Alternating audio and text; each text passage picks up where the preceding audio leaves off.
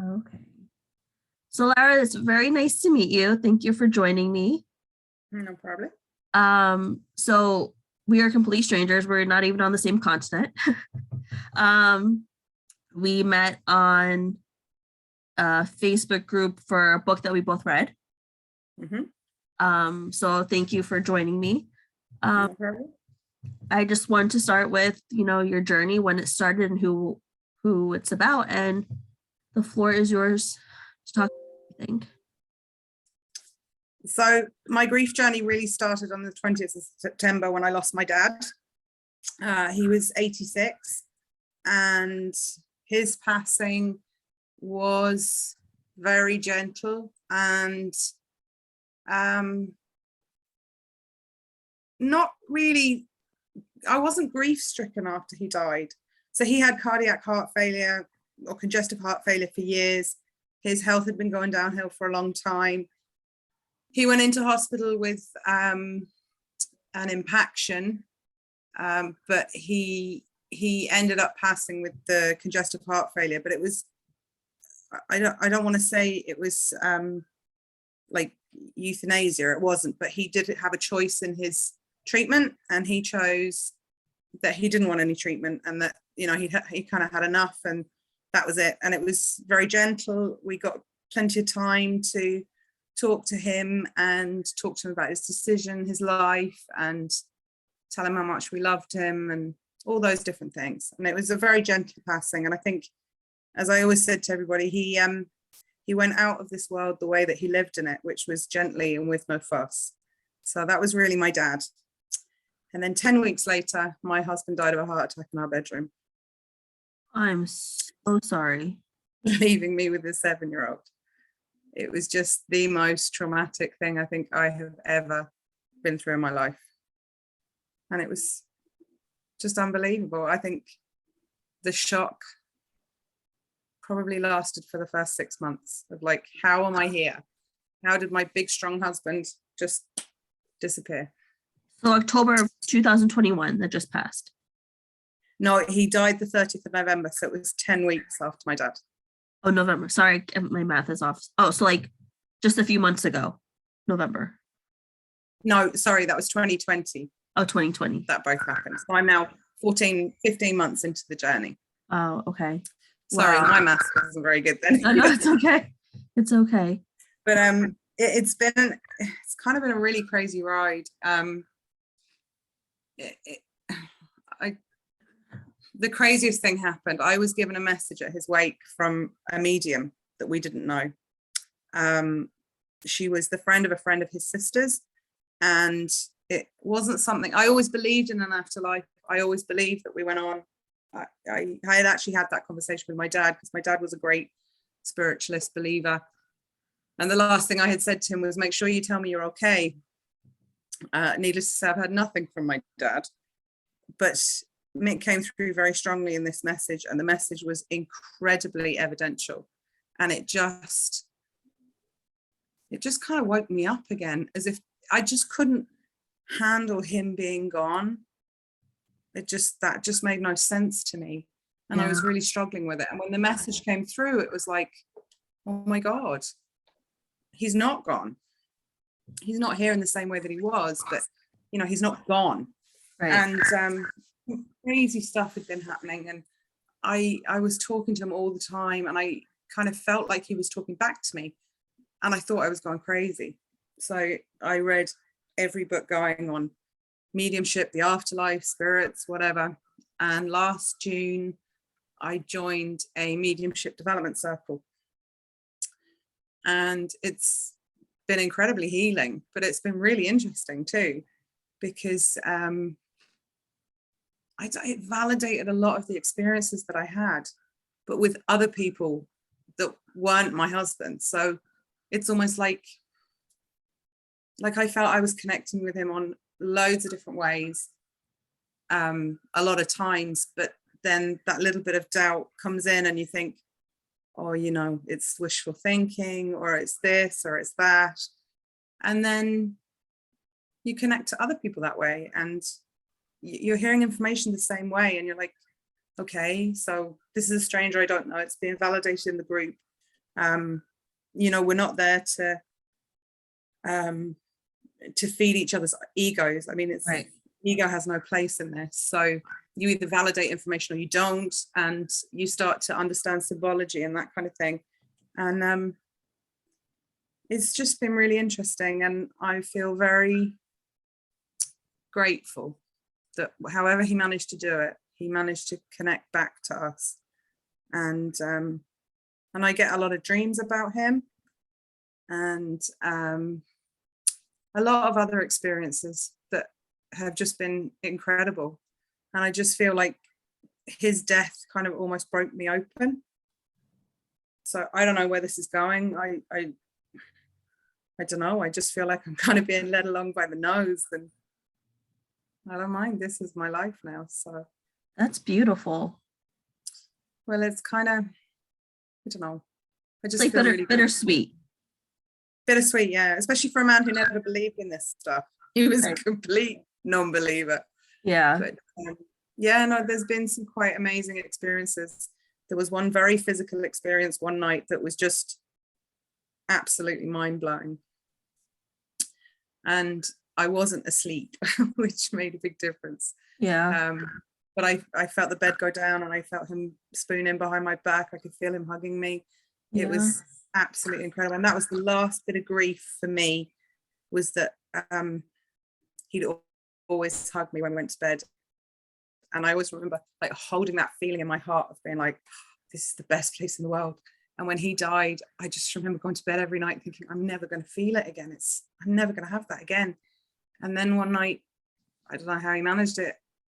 I had that feeling again. Oh. And it just made me realize, oh, okay, so maybe you are going to feel this again. And so I don't know. It's been a real kind of roller coaster, and I kind of feel really protected and really guided. I've always felt guided in my life. I don't know who by necessarily, but I kind of feel really guided now. And it really gives me a lot of peace in my heart, That's amazing. Yeah, it's pretty cool. My daughter's quite she sees him a lot in dreams as well, and she said that every time she was doing maths in school, he kept talking to her, so she had to tell him to be quiet. But it's really helped her journey, because I think just the connection that we have with him, and the fact that he's always around us. Like I can really physically feel him close sometimes, and then not so much the other time. It took about maybe 7 months for me to really build that belief in myself that he was there. And now I feel it all the time. And He still comes to you? Yeah, still comes in dreams. Or I call it spirit touch, but I don't even know what you call it. It's like localized goosebumps, or some people describe it like champagne bubbles popping against your skin. Oh wow.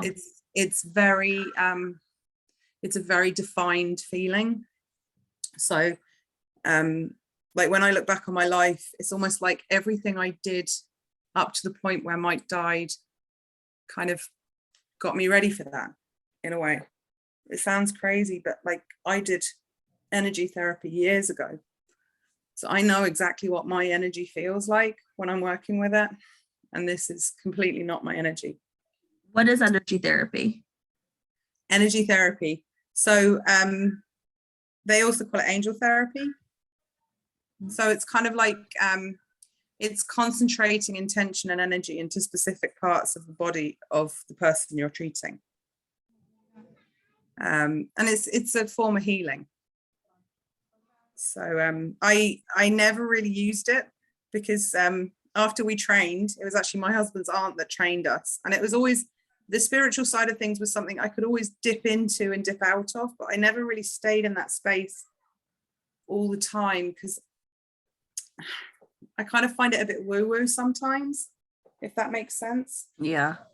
And I'm quite a big skeptic as well, and I don't know, I could kind of get into that space and then come out of it again, but I would use it a lot with my horses, which is why I was really interested in it. But the people that had trained together that summer used to meet once a month and treat each other. And I remember treating this lady one day, And as I started going down her right side, which is the male influences in your life, my arm felt like it was going to fall off. And by Oh, the time really? I hit her liver, which is where you store your anger, it was like somebody had shot me in the elbow. I was in that much pain. Wow. And it turned out she had had a very acrimonious divorce, and it frightened the hell out of me. I was just like, I have enough crap of my own to deal with. I don't want to be taking on someone else's energy.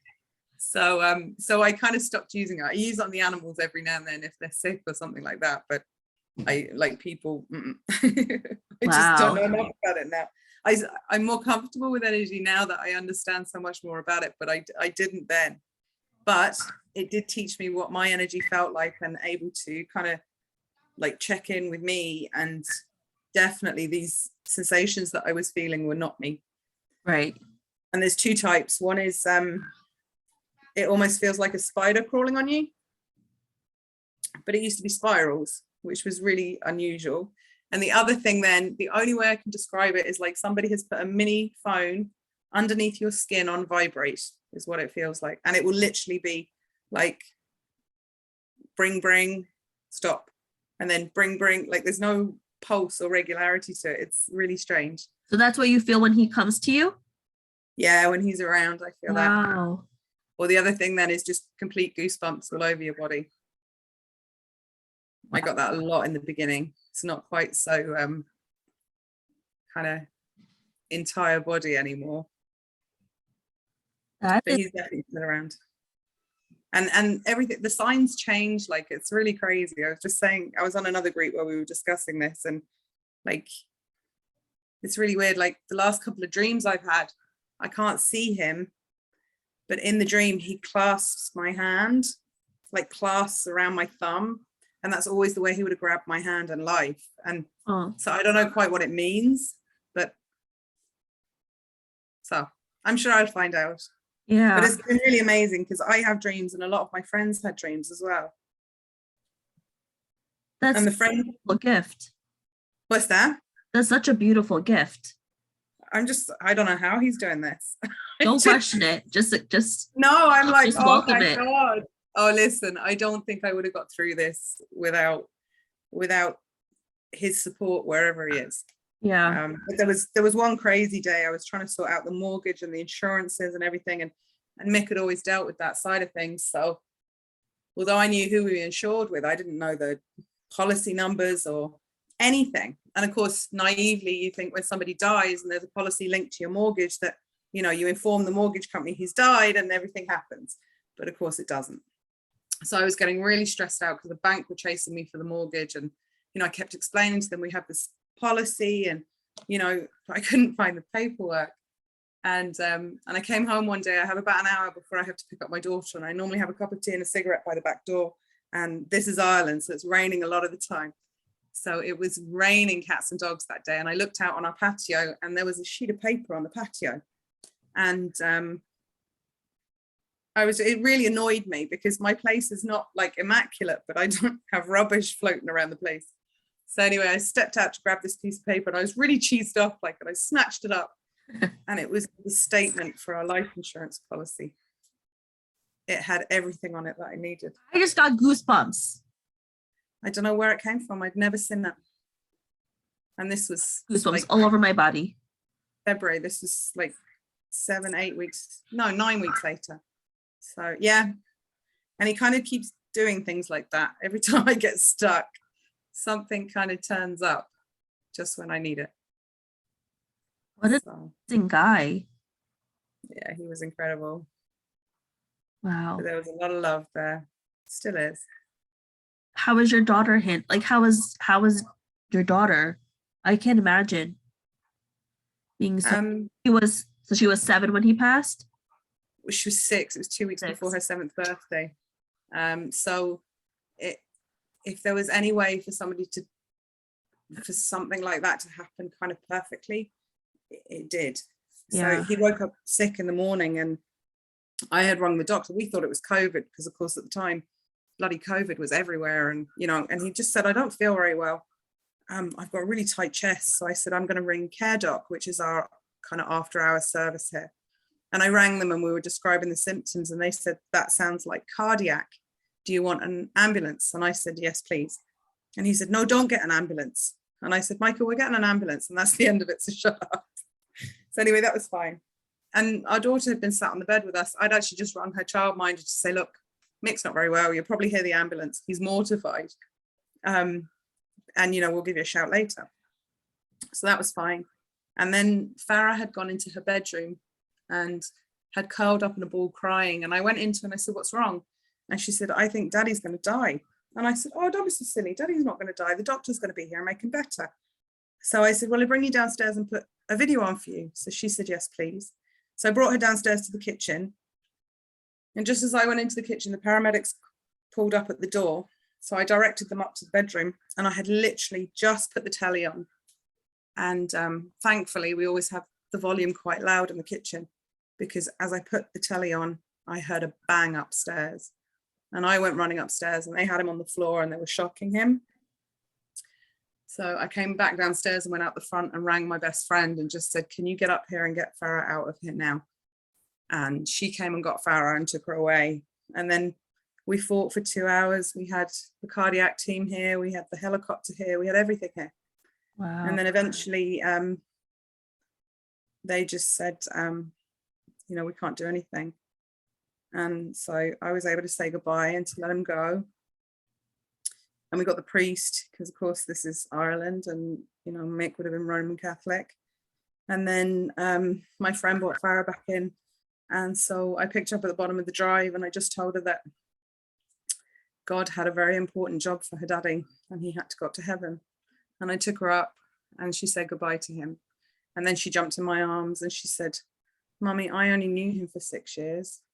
That's not fair. I just thought that was an incredibly mature thing for a 6-year-old to say. And then she said, and I'm not going to have as good a childhood as you had now. So I kind of made a promise that day that she'll have a great childhood and we will do everything. So thankfully we had good life insurance, and whilst, it won't keep us going forever, it will give me enough money to make sure she has a really good education and we have a lot of fun in between times. So that's kind of where we're at. So then 2 weeks later, so then we had the funeral, which in Ireland is about a 5-day thing, but there was so much laughter at the funeral. It was hilarious, which sounds terrible. But we waked him in the funeral home. The funeral director is a friend of ours. It's a very small town we live in, so everybody knows everybody. So Wally was our funeral director and he had come up here about two hours after the coroner had taken Mick away. And I'm just like completely, I don't know where I am. So we're trying to plan this funeral. But the strange thing is I knew exactly what we were doing for his funeral. It's just bizarre. And he asked me, was there any particular song Mick liked? And there had been this Pavarotti Plays the Greats, and there was this Pavarotti Bryan Adams song that he used to like. Well, I thought he used to like it until I realized I'd picked the wrong song. So when it came to the funeral, and the funeral had gone very well, I have to say, it was like I had his hand on my back all day. It was, I cannot describe it to you. It was like I was totally okay. But I didn't feel like he was in the coffin. I just felt like he was standing behind me, literally with his arm on my back. And so we're standing out in the graveyard. They're just putting the coffin down and I'm waiting for it to hit me, and it hadn't hit me. And the music starts playing and it's O Solo Mio. And I turned to his sister and I went, it's the ice cream song. Oh my God, he's going to kill me. And she went from bawling, crying to splitting herself laughing. And the next minute, the laughter just went back across the whole crowd. And it was so beautiful. It was just so inappropriate, but perfect at the same time. Was that his personality? Was he a jokester? Yeah, he would have loved that. That would have gone down like in the legends of the town. Yeah, he was. I wasn't a big jokester, but he liked, as we say in Ireland, he liked to have the crack. He liked to have fun. So, and then we went to the wake, and that's when his sister gave me the message, and it was just incredible. And the really funny thing is the medium had said, when he's around, you'll smell engine oil. And when he had died. They had laid him out in our bed. And when the coroner had taken his body, I stripped the bed and washed it because I just wanted to sleep in our bed that night. I know that sounds really crazy, but I had to sleep in our bed because it couldn't be weird. It was our bed. You know, we always went on about how much we loved coming home from holidays because our mattress was so amazing. So, like, there was plenty of reasons for it. So I went to bed that night, and every time I moved, this alien smell came off the blanket. And it used to wait, like, it kept me up all night because I was racking my head trying to figure out what this smell was. It wasn't a bad smell. It just was so alien to my house. And the minute I read her message and she said, "You'll smell engine oil," I knew exactly what it was. It was engine oil. Wow. And it was on it for about a week. I just got the chills again. Yeah, you get that quite a bit. Did the engine oil, like, did he like working on his car? He was the engineer, yeah. So he was always working with machinery and oil, and yes, to the cars, definitely. Wow. So yeah. This is pretty mad. And then what was really weird was like different stuff. So when you go through this process, when you probably know it yourself, you kind of, I'm like, okay, he's still there. That's great. And then you're like, but what happens if he reincarnates before I get there? So all this stuff goes through in your mind and you like start obsessing over it. And I remember I was on holiday and I had a dream and he had been in it. Now I don't have dreams that often. They could be 2 or 3 months or something, but they're like, it's like, oh, hi, great, no problem. And then when you go again, and I remember I was on holiday with Farah, we were camping, and I got a text message from my friend in Canada, and she said, I had this dream about Mick, and I feel compelled to tell you. And everyone who's had a dream about him has said the same thing. I feel compelled to tell you. Oh. Do you want to hear it? And I'm like, yeah, go ahead. He said to tell you that he's not gone anywhere till you get there. And I was like, oh, thank you. So I just got the chills again. Oh my God. So it's like really weird because I'll have this stuff going on in my head and then he'll come through with a dream and he'll answer it. It's really bizarre. It's like, I remember having a dream one day. I think I must have been going through the anger stage because I was kind of raging at him. I talk to him all the time. And we were in our kitchen. I dream of him in our kitchen quite a lot. And I just went and gave him a hug and I said, don't ever leave me. And he said, I won't. And then he said, but you got to stop dogging me. And I looked up, I remember looking up into his face and going, you can hear me. And he looked down at me and he went, every damn word. I was like, oh, okay. So yeah, it's been quite a journey. And I'm excited. Like I every time I think there won't be any more, there's something else. And so yes, it's pretty mad. You know, a lot of people on this topic through my channel, and you know, everyone's going through their own thing and everyone's dealing with grief in their own way, but your story is just so like peaceful and beautiful, and it's supposed to be so sad, but what you have is so beautiful that it's like hard to be sad. Yeah, no, and that's how I felt. Like I can't explain it to you. It's like I'd have these feelings of euphoria and I thought I was going nuts.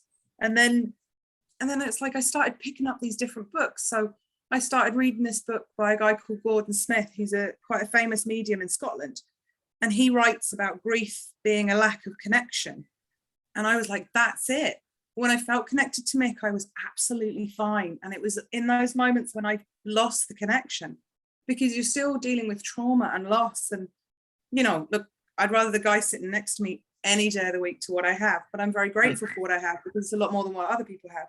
Right. And it made so much sense. And I was like, that's it. He's actually nailed it. That's okay. This is okay. What I'm feeling is okay. And then I was talking to a friend of mine in Chicago and I was telling her about this book and she says, oh my God, my friend trained with him. And I'm like, no way. And she said, yeah, I have to put you in touch. So she put me in touch with her friend, and between the jigs and the reels, and the trouble is at the beginning, you're clinging on to any contact you can find. Now, I had not gone to any mediums at this stage. We'd had one medium connect with us completely unsolicited. Elsa then, we set up a call. I was actually more interested in finding out like how the mediumship training, like what is it? How do you train to be a medium? I mean, I have no idea. And so we set up the call about 2 weeks later, and anyway, we started chatting, and she said, well, I came down here to get ready to make a call to you, and when I came into my office, there was a man here. And I said, okay. And she said he'd said to tell you he loves you very much. And then she went into this whole like reading, and a lot of it was incredibly validating, which was fine. And then as we were chatting, she said, I just have to stop you for a minute. And I said, what? And she said, he said he's very sorry. And I said, for what? And she said, a couple of months before he died, you guys had a massive fight. And I said, yeah, we did. So he'd gone out with the boys the night before my dad died, and he came up in very, very late, which was the only time when I kind of really went bridezilla on him. And so that was incredibly validating, because like that was so precise. And then I don't know, I just felt kind of like pushed to all these different books, and I don't know, I mean, there's definitely a curiosity in me, but I'm kind of being led down different paths that I didn't even know existed. And I think this is your journey, like your grief. You wouldn't be dealing with this if you didn't have to go through this grief journey. So this is just like, oh yeah, completely. But I look at life like that anyway. I've always looked at life as a journey. Yeah. And that, you know, if you don't learn from something, it's a lost opportunity. You're right. So we'll see. But yeah, it's just, you know, it's kind of crazy. I never saw this coming. Neither did he, and I'm glad he didn't. I know it sounds crazy. I'm glad he died the way he died, because my husband just was the most lovable guy. He would do anything for anyone, but he never worried about anything. He was just like Mr. Chilled Out, just enjoying life. Yeah. Never sweating the small stuff. And, you know, he had a really good time. We had an amazing time. And, you know, we had a fabulous marriage. We were in a really, really good place. And, you know, I didn't see him sick. He went out the same strong guy I fell in love with. And if he'd have come back and we'd have saved him, and if he was in any way incapacitated, or even if he only had to have stints, he would have died slowly in front of me, because he would have worried.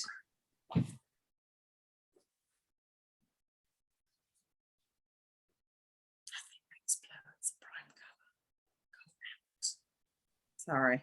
It's okay. We want to know what makes blue. Nothing makes blue. There's blue out there. Yeah, I think so. So this is the only other problem then, is I never get any peace and quiet. She's even got a friend over. I thought she might stay quiet. No. So yeah, we're kind of doing okay. We enjoy our horses, and we bought a big truck for them that we go camping in as well. So yeah. So I asked my husband if I was meant to buy a truck, he better find me one. So he sent me a great one. Wow.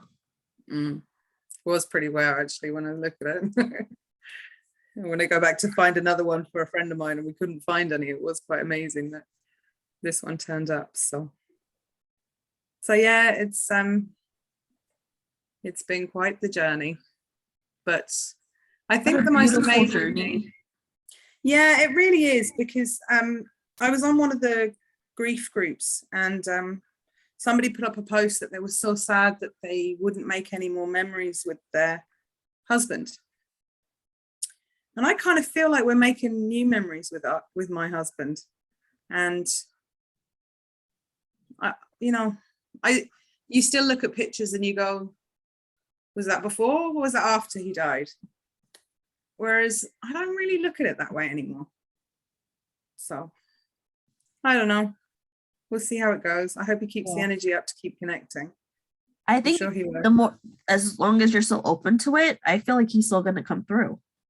Yeah, I hope so. It's quite funny actually that we only do the mediumship every other week, and I found a really wonderful group. I mean, they're just like, you know, when you just find your people, Yeah. these are my people, and I really love the lead medium. She's really fabulous, and so we were doing readings the other day, and for the first time ever, I was actually the most senior member in the circle that day because all the other older members, for some reason, hadn't come in. So we started it off, and she announces that I'm going to do an open mediumship demonstration to the rest of them, and I'm like, well, screw you. Thanks very much. Anyway, I made the connection with this lady, and you know, it all comes through. It's so natural. I cannot tell you. The first time I did it, I thought I was picking information out of my butt. And all of a sudden somebody went, oh yeah, I recognize that person. And I'm like, what? What the hell? This is exactly how it works. Like the minute you start trying to think about it, you block it. But if you just let it come and say it, it really works. So that was fine anyway.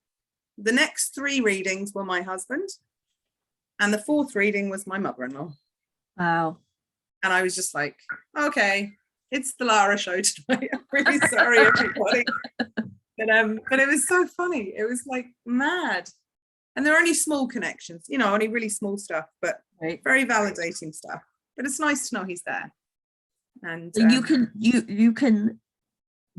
mediums are like, I can do me, yeah, but I only tend to do it in circle because like I'm only really learning, and it's a very safe space. yeah, I would love to try. I would love to have you try to do it with me. Oh wow, no, I don't think so. I don't think I'm that good. Maybe off camera, Okay. we might try. But yeah, it's really validating, and it's nice to keep that connection. And it's quite mad who comes through, because we were there one day, and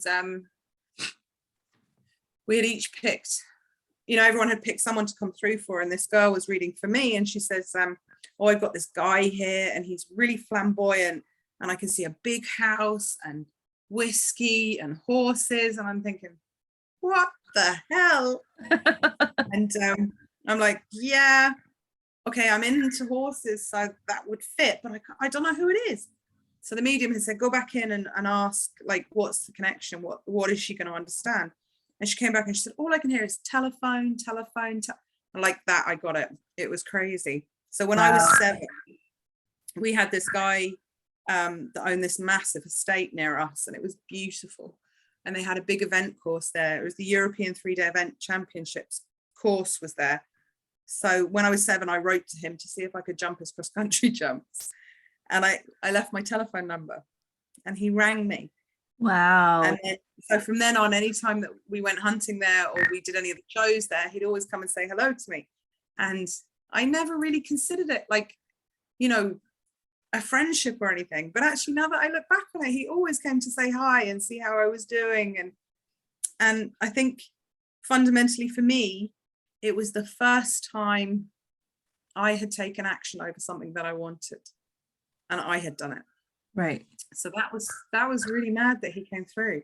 And the minute she said telephone, it just all clicked. It was really mad. But like, there's no way she's taking that psychically, because I had no idea who she was talking about. Right. So I think it just goes to show, like, we have this thread of connection through all of us. Yeah. And that's the beauty of life, really. And death, so it seems. Yeah. So yeah, I think we're heading for a pretty beautiful place, and this is only the practice. Yeah. My sister comes through to my brother a lot, and she tells him, you know, heaven is more beautiful than we could ever imagine. Yeah, I remember asking Mick one day in my head, what are you doing? And all I heard was golf. And I was like, oh yeah, of course you are. And then he went, and I'm playing Augusta. And I was like, you jammy fecker. You'd never get tickets here. It's like, Augusta. I was like, of course you are. Why wouldn't you be? He sounds like he's a fun guy. Oh yeah, no, he definitely was. But I remember the first week of him dying, and I'm going, how am I going to do this? I can't do this. And all I kept hearing was, I left you with all the right people. And he did. He left me with all the right people. It was just mad. And loads of other stuff, crazy stuff's happened. Just crazy. Like even the other day, I was meant to get the horses' passports out of my Jeep and I couldn't get the bloody glove compartment open because I've got so much stuff in there. It's jammed. And I had a screwdriver and I'm like trying to open this thing. I swear to God, I damaged it. I couldn't open it. So, oh God. And I desperately needed to put the passports through for a competition that we were doing. So this was really serious. Like they're the only copies I have. Yeah. So I thought, right, I better bring the Jeep into work. And I work for a machinery engineering company. So I said, I'll bring the Jeep in and see can the boys fix it for me. So I'm driving along the motorway and I'm going, do you know, if you were here, you would have fixed this. And it really annoyed me because he was so good at fixing anything. He rebuilt bloody chassis on cars for me to keep them going through their test here and keep them on the road. You know, he just could fix anything. And that's when I really miss him, because he would just fix stuff like that. And you just like, wow, okay, great. And off you'd go again. So I'm driving down the motorway and I'm like, geez, if you were here, you'd have fixed that. And about 10 minutes later, I said, sure, I tried again. And I hit the button and the bloody thing flopped open and I nearly crashed the car. I was just like, I knew you'd fix it. And I honestly do not know how, because I was hitting that thing the night before and I had the screwdriver trying to push everything back. There was no way I could open it. It was just mad. Amazing. So he's still at it. That's yeah, it is mad. And it's, you know, but the thing is, I think you probably know, if you connect with signs, you can't create them. right. Because if you try and create a sign or you try and push a sign, you know when it's a sign because it touches you straight in your heart. Yeah. Do you know what I mean? There's a feeling associated with it. So it doesn't matter what it is. If it speaks to you, it's a sign. Whereas, you know, it's not wishful thinking and it's not creating stuff in your mind and all that kind of thing. So it's, you know, Yeah. it's quite beautiful. A few days after my sister passed, we were gathering pictures to make for, you know, a photo board, picture board, whatever. And I have a shoebox full of pictures. I was going through them and papers and folded up notes and stuff. And I was just tossing them to the side because I was like, oh, I don't need them. And the only piece of paper I opened up was a note from her. Out of Wow. all the papers I just tossed aside, I was like, oh, I wonder who this one's from. Out of the 10 I just cast to the side. And it was from her. Do you know, it's mad you say that, because like I have my Google Pictures flicking on my Chromecast. And there's a beautiful picture of our daughter's christening, and it's 3 of my best friends. And one of my best friends was coming up that night for a coffee. And I remember looking at the picture going, oh, I wonder if that will play when she's here. And the minute she walked through the door, it came on the telly like that. And I just thought, oh, that's a bit weird. And then I had been sitting at work that day and I'd been thinking, oh God, you know, I wish we were more romantic. I never kept any of his cards. I never kept anything. Oh my God, you know, how precious they are now. And as I'm sitting there having coffee with her, I just happened to glance up to the top of the dresser and I could see like the edge of a card.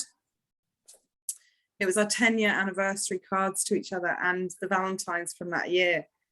And it said, you're one and only for always. And I just thought, yeah, that's exactly right. And so it's just one of those days where you're like, yay. Yeah. It all worked out. But yeah, no, mad stuff's happened. It's just, it's, I don't know, it really opens up your life, doesn't it? Yeah. It's like, hey, what's the next thing going to be? This is like little surprise central here. You know what that reminds me of? What's that movie? P.S. I Love You. Oh yeah. That's exactly what it reminds me of. Yeah, it does a little bit. Like I remember really early on, I think it was about 3 weeks after he died, we've got this big like archway fireplace. And we have a low wood burning stove, so there's quite a bit of dark. The tiles at the back are dark. And I'm on the phone to my friend, and the next minute, this cobweb is sitting like right on the dark bit, and it's a perfect L. And it just hung there, like turning around for about 10 minutes. It was like, I remember saying it to her. I'm like, this is really mad, but there's an L hanging in front of me. I can't even describe this. It's Yeah. mental. Wow. Yeah. He really loves you. I tell you one thing, he wasn't that romantic in life. He's making up for it. Totally. But yeah, no, it's really good. So and it's really weird because he came through to a friend of mine twice. He came through once to say that he couldn't come in the house anymore, which made sense to me. Like for the first month, he was here in this house. It was like walking into him every night. And I was getting very attached to being in the house. So I'd go to work, but I would literally be like, every cell in my body would be rushing to get home to the house. And I was getting very insular, and it was, I was starting to realize it was really getting unhealthy, my attachment to the house. So when she came through and she said, look, he said he's not allowed in the house anymore, I was like, okay, I get it. That's for me, not for anything else. But she said, he also said to tell you that when lockdown's over, you're to have a party at the hotel above the road. She said, I don't know where he means. I said, I know where he means. And we got married at a hotel, and it's above the road. And so he said exactly what he wanted for the party. So we had the party and everything, and it was great. And then that was the weekend of his anniversary. And then I remember the first year anniversary, just, it really hit me. Like I was flying, and I hadn't been sort of grief stricken in a long time. I mean, you know yourself, you always have days or an hour or something will trigger you, and you'll have a good cry, and all that grief comes tumbling back down on you again. And then, you know, you let it come through you, and then you pick yourself up and keep going again. But this was really kind of getting me down, and I was really low. And then I remember chatting to her on the actual anniversary night. She just texted me to see if I was okay. And this girl's a scientist. She's not a medium. So the first time was a dream. The second time, she started channeling him while we were chatting. Wow. And she said, I can see him and blah, blah, blah. And, you know, she was giving me all this different stuff. And I'm like, oh yeah, that's nice. You know, she's trying to make me feel better. And then she said, did he used to hug you from behind and swing you from side to side? And I said, yeah, he did. She said, I can see him doing it. And she said, in your kitchen, facing the telly. And I'm like, yeah, that's exactly what used to happen. I'm like, how are you seeing this? She said, I can see him. I can see him hugging you and swinging you from side to side. And he used to do it when he used to come in from the pub, and he'd come in from the pub and I'd make us a cup of tea, and I'd often stand by the back door having a cigarette or something, and he'd come up behind me and he'd be full of beer, you know, and he'd be rocking me from side to side. I'd be getting out, geez, you're going to knock me over or whatever. But we always, you know, everything happened in the kitchen. I don't know why. It's like a family room. It's kind of kitchen diner and a tea, and it's as the priest said at our daughter's christening, you know, your kitchen table is like the altar of your family. And that's exactly what our kitchen table was. We always sat together having breakfast and dinner or whatever, and that's, you know, really enjoyed our time together. So yeah, so it's kind of strange, the people that he's come through to. Yeah. As well as mediums. I mean, I've had mediumship messages as well, and some of them have been pretty amazing, some of them not so amazing, but I think I just try and take the evidence and leave the rest behind. Yeah. I know if he needs to tell me something, he'll find a way in a dream anyway. But the first dream I ever had of him was hilarious, because we were it felt like we were in like the bar of a departures lounge in an airport, and we were sitting there having a drink, and he says, I'm going to the Dr. Loads. I remember looking at him and going, well, fat lot of good that's going to do you now. And it was just so him, you know, I'm going to the Dr. Loads. A bit bloody late for that. But still. But yeah, so, you know, it is what it is. I feel like this is just part of it. Yeah. But what a beautiful story. Yeah, maybe. We had a beautiful story. I just don't feel like it's over yet. No, I don't think so either. But this is like what like a fairy tale, like a happily ever like you like a Yeah, that's what it feels like like. a happily ever after. And the really funny thing is when he comes through to the mediums in readings, my dad is normally with him. That's nice And too. then when I was stressing out about the reincarnation and everything, my brother came through and he died 3 years before I was born. Oh. And I know he came through because he was like, I'm still here. I haven't gone anywhere yet. And I'm older than you are. So, but yeah. Yeah, so it's pretty mad. Wow. And I love that his mom comes through a lot too. That is Because I nice. remember the first time she came through in the mediumship group. I remember kind of sort of being quiet afterwards. I'm not very good to meditate. I was in the beginning, but not so much now. And I just, in my head said, geez, thanks, Marie, for coming through. And she said, I'm here because your mother's not. And she was right. Oh. Yeah, so it's really, I was saying to my sister-in-law the other day, it's almost like I have a stronger relationship with her in death than I did in life, which is mad.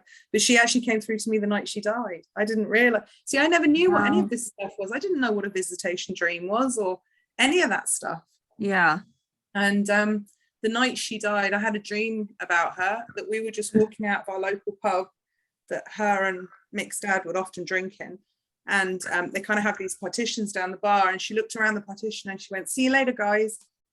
And then the phone rang and she died. She was dying of cancer. So it was it was a release for her, really. She was in a lot of pain. But Yeah. yeah, that was pretty mad. So yeah, I haven't had any dreams of her since. That's the only time I've dreamt of her. But Wow. she's made contact a few times. Is your mom still alive? Yeah, but we don't have any contact. Oh, I'm sorry. It's just the way it is. Yeah. She's a difficult character. So, and I think, I was talking to a friend of mine the other day, like there are gifts that grief gives you. And one of them is not dealing with bullshit anymore. You just like, you Yep. really define your relationships after a loss like that. And you just don't have time for relationships that don't count. And, there is a gift 1000%. in that. Yeah. Yeah. I was saying that to someone who I was speaking with this morning. And I said, going through what I've gone through the last 6 months, 5, 6 months, I've learned who I can count on and who I can't count on. Where my phone is ringing constantly from certain people and where my phone has been silent from certain people. And, I'm focusing my time on the people who have reached out and the people who have called, texted, because they're the ones right now who are worth my time. Yeah, absolutely. And that's just And it. like, even like I can't describe to you that we live in a small town and I'm what's known as a blow-in because I'm English. I moved over here when I was 21. I was going to say, you don't have an Irish accent. Yeah, I have a really, really screwed up accent.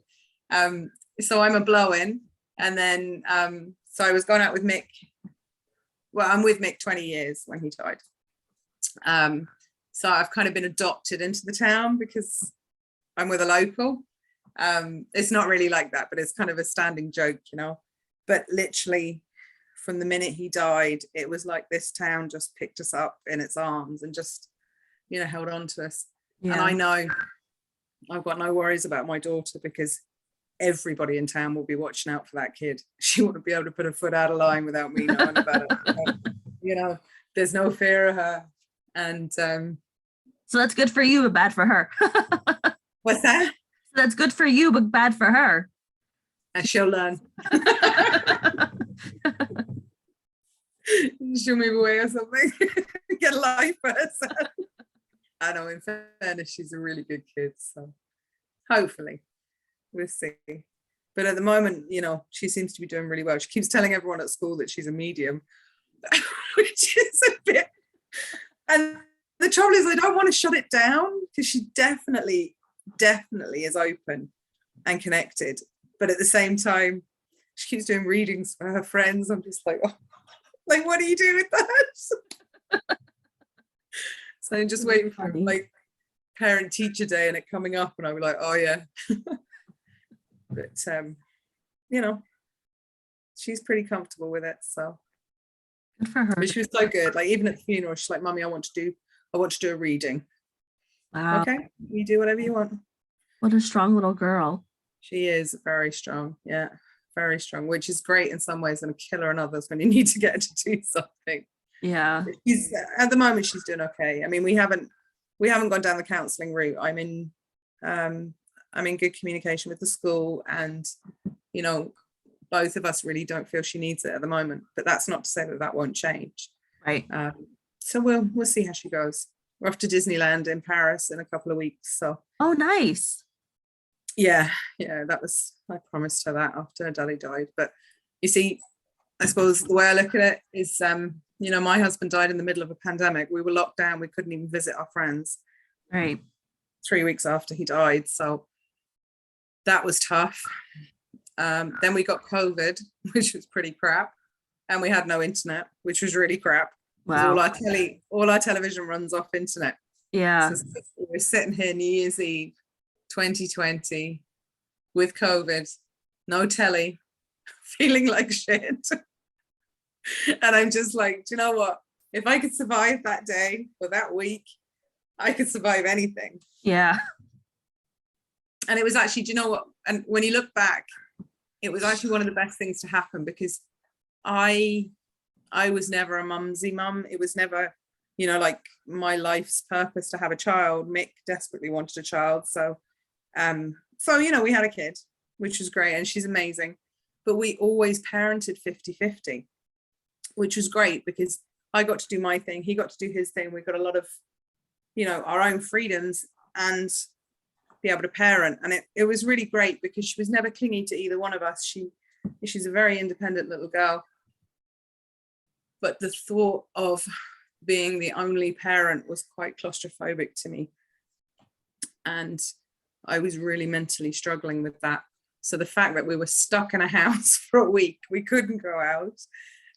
We had no option but to figure it out was actually a really good thing. Not at the time, mind you. I could quite happily kill someone standing in front of me. But looking back, it was really good. We kind of found our groove and, you know, came out the other side stronger and just been going just from strength to strength since then, really. So do you have anyone that you can lean on? I feel like you said you're it right now with her. Yeah, I'm pretty lucky. So I have a childminder that lives just up the road. She's an older lady, and she has looked after Farah since she was about 6 months old. So Farah goes in there every day. When I went back to work, I just found finishing work at 5 o'clock, trying to race back to pick Farah up at 5:30, and then trying to do 4 horses and 3 dogs and cook the dinner and everything else was just too much. So I asked my boss if I could finish at 4, which just gives me a little bit more time, and that was no problem. I think he was really petrified that I just stopped work, and we're a really good little team.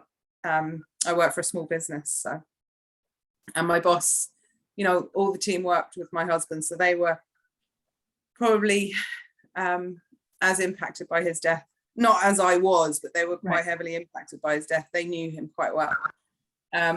So that was really nice. So now, you know, I get to come home, I have an hour.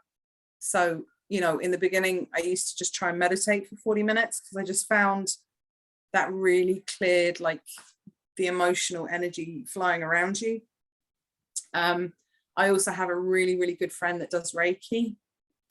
So she would come in and give me regular Reiki, which I have to say I found massively healing. Like, again, it was like this emotional weight just got lifted off you and you could see again. And I have really great friends. And Farah's actually just made really good friends in class with another little girl who lost her dad, which is nice. And so they've been kind of doing sleepovers in each other's houses. And like even tomorrow, there's a birthday party at 1 o'clock and I can't get her there because I'm at work. So her little friend's staying over tonight and she'll go to her house tomorrow and they'll go to the party from there. Oh, that's Yeah, nice. I pick them up in the evening, which is really lovely. And I have some great friends around me too, which step in when they need to as well. So yeah, we're pretty good. That's good. And mixed families around. My family's useless, but mixed family is really good. And I'm closer to them than I am to most of my family. So it's What you just need to find your people and just keep them. yeah, totally. That's just it. Yeah. So I think I have. I think he was right. He left me with all the right ones. So. Yeah. But it was quite funny because one of the first paid mediumship readings that I had, and she was very good. So I had tried to keep the relationship going with Farah and my mum.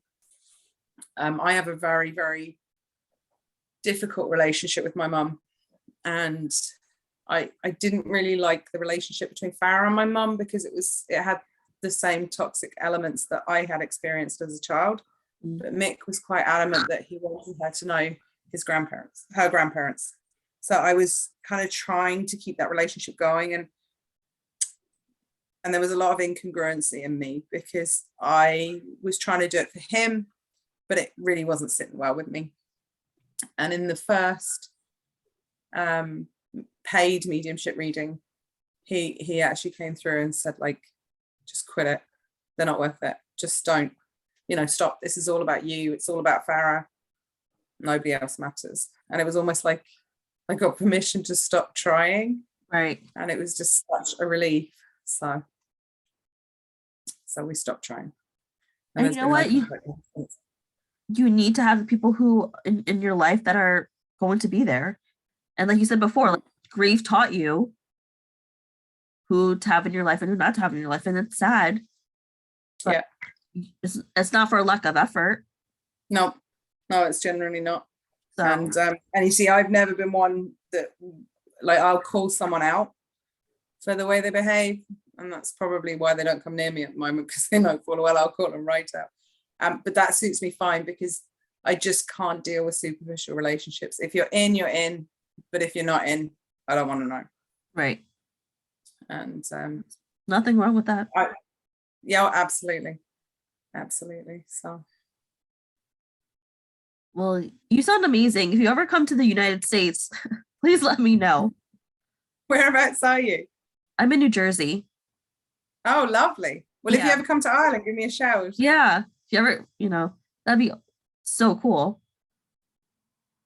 Well, I'm hoping to, I know this sounds so cliched, but I want to try and write this experience down. I don't know whether I want to do a book, but I do want to record it because I think I just feel so blessed.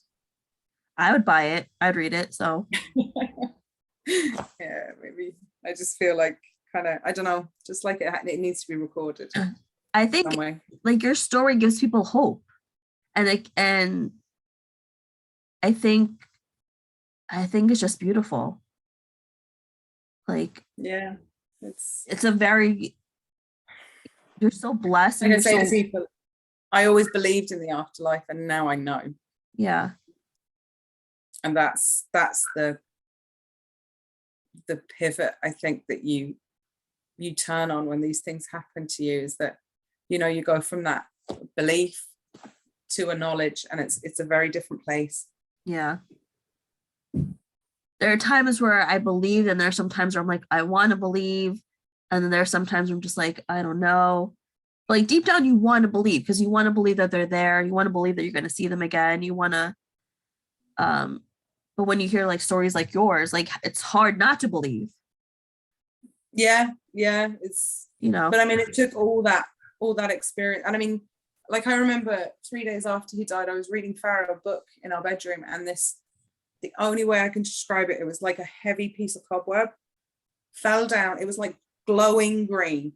It was the most amazing thing I've ever seen. I remember watching it, and I saw it fall to the carpet, and it just disappeared. Wow. And I remember thinking, oh my God, that's mad. And then there was another night, like I could see, I don't know how to describe it because it wasn't really like shadows, but then that's probably the only way I could describe it to you. But I was lying there one night, and I remember it was almost like a shooting star went off in my bedroom, Wow. tiny. I mean, I'm talking tiny little thing. But I remember thinking, wow, like that's amazing. And like my daughter spent the first 6 months sleeping in my bed because I know she's sensitive to energy. There was so much energy in our room. It was just crazy. And I think what's wrong is she didn't know what it was. And it was scaring her. So after 6 months, I finally managed to get her into her own room and actually get a decent night's sleep, which helped hugely. So yeah, so you know, crazy stuff's happened. It's mad. The first Easter, I actually have a picture of it, and I'm so glad my friend was there. So the first Easter, we decided to do an Easter egg hunt with the kids. So I had eggs all around the garden and everything. We were sitting out there. It is the most amazing spring day, blue skies, the sun. I mean, this is amazing for Ireland because our weather is just so like unpredictable. And we're sitting there, and the next night I look into the sky, and there's this big McDonald's M in a cloud. Wow. I actually got it on a picture. It's clear, but it's not like pop out clear, because by the time I managed to get a picture, it was kind of fading. But I remember my friend was there, and she's like, "Oh my God." I said, "I knew he'd make a way to find us. You know, I knew he'd make himself known today." And like, I still have that picture. And every time I doubt, I go look at that picture. I would And love I'm to like, see it if you'd be willing to message it to me. yeah, of course I will. Yeah. That's amazing. It's pretty mad, yeah. So at the moment, 7-8 is, so I'm born in 78, and 7-8 seems to be our sign. So every day when I drive to work, there's like at least 4 or 5. So our regs don't work, like we don't have vanity plates like you guys. So we can't see things like, you know, Cool Guy or Mr. M or anything like that. I wish. But 78 is, I remember I was driving one day. I drive quite a lot for work, and I was like, right, if you're really there, give me a sign. I want to see a 78. And I got like 3 78s in a row in the regs, you know, and I'm like, okay. And then I got a 69, and I'm like, okay, I know, because he's born in 69, you know. I'm like, okay, I know it's you. So so that's kind of the game that we play. And every time I see them, it's like, you know, you feel the sign. Yeah. It's like, oh, there you are.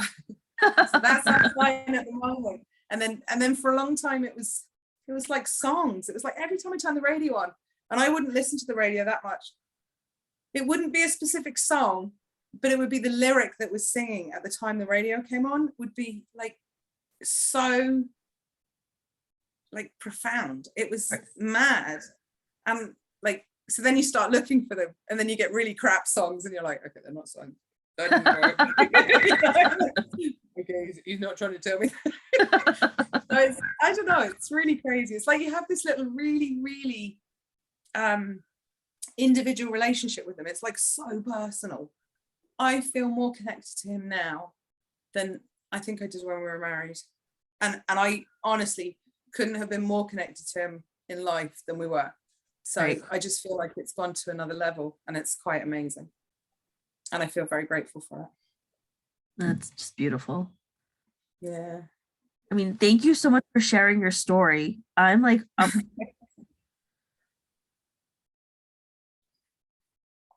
thanks for listening to me. It was wonderful listening. Anytime you want to chat. Well, I'd love to hear your story, maybe off camera sometime. Yeah, definitely. I think, do you know what? There's a really beautiful podcast. I don't know if you've come across it before. It's I'm gonna have to look it up now. Something Beyond, but she says we heal in communities, and she's so right, because I think when you find your communities, and when you find the podcast is called Moving Beyond. Okay. It's with Medium Fleur. Have you come across her? No. Oh, it's really beautiful. It's really worth listening to. They're really fabulous. Can you message me the name of it again? I'm sorry. Yeah, I'll message you the link on Audible. Okay, awesome. But she talks about healing in communities, and do you know what? The more I think about it, and the more I look at the different communities that I'm in, and some of the communities I've come out of too, like she's right. When you kind of find your tribe, when you find your community, there's so much healing there. Yeah. Like it was actually my friend in Chicago sent me a link to a widows group in Ireland. I didn't even know there was one. So we connected through that, and they were organizing a weekend away. So I was like, right. Oh, that's right. So we're organizing a weekend away. Farah had a birthday party on Saturday, so I could only go on Friday night. So I messaged a friend of mine and said, look, would you take Farah on the Friday night? She said, yep, no problem, work away. So I booked it. I kind of booked it before I thought about it, because I knew if I thought about it, I wouldn't go. Right. So this is coming up to the time, and I'm getting a bit nervous about like going to meet all these people that I don't know in a strange hotel. I'm pretty confident, but I'm kind of, that's not easy. Yeah. And especially not when you're a widow, because you're kind of like you don't know how to approach things anymore. So anyway, about 2 days before I was going, a friend of mine who had also lost her husband from the town messaged me and said, oh, are you going to the meetup? And I said, yeah, I am. And she's like, do you mind if I tag along? And I was like, no, of course I don't. That would be brilliant. Yeah. So I was excited about that. So she came up. She didn't stay, but she came up. So that was really lovely. So at least we had somebody mutual that we knew. And then the other thing that was bugging me was Farah had a birthday party to get to at midday, which meant for the first time that I could actually have a lie-in like 6 months, I had to get up early to get her back for the birthday party. So the day before this event, the mother texted to say the child had tested positive for COVID. Like, yay, one benefit out of the pandemic. So anyway, the child was fine apart from anything, but of course had to cancel the party. So I was like, yes, I don't have to rush back. And which is just as well, because I had a huge hangover the next day. And then coming home and going to bed for 2 hours before I could pick her up. But you know something, we had so much fun. They were just an amazing bunch of people, and I've met some really good friends through that group. Oh, and good. People that you really kind of connect with really quickly because you're in the same space. Yeah. So yeah, so that's been really positive too. And I think we've got a lot more fun weekend. They're crazy, absolutely crazy. I'm definitely taking the paracetamol next time. That was a real rookie mistake. But yeah, it was good fun. So hopefully there'll be many more nights like that. And yeah, we're going to try and do something with the kids as well, that the kids will get to know each other. So. Oh, and you guys all live near each other? Well, no, we're all in Ireland, but I mean, to be honest with you, 4 hours drive, you kind of is the maximum anyone's going to be driving in Ireland anyway. So we're okay. Tiny. Yeah. A tiny country. So yeah, so it's good. Really good. That's awesome. Yeah. So hopefully. Oh, yeah. So lovely speaking with you. Yeah, you too. And I would love to like chat another time if you're ready, if you want to chat. Yeah, no problem. Yeah. Awesome. Okay. We'll talk to you again. Meeting you. Thanks a million. All right. See you later. All right. Bye. Bye. Bye.